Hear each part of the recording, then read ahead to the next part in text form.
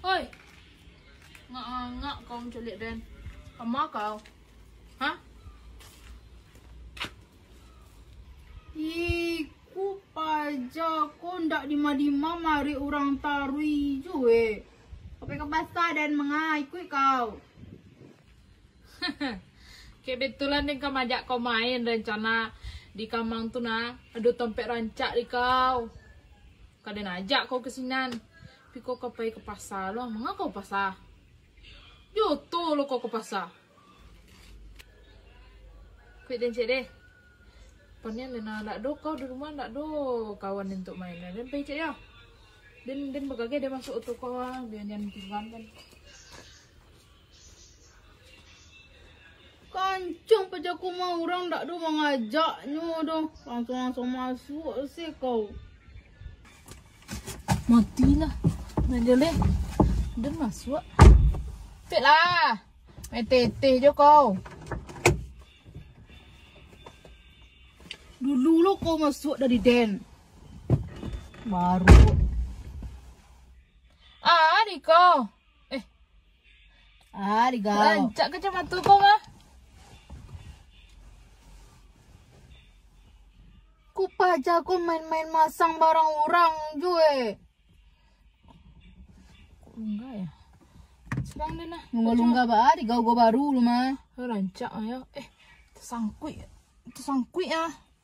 Kan? Kacamata kancak. Kok beretak Hah? Kok beretak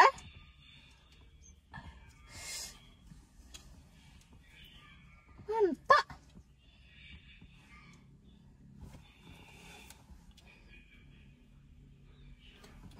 Tadi kau. Dan pasangan nah. Mau dipasang nih kau kalau lapatah tun. Apa kau lapatah tempat di kau baru dan Bali baru mah.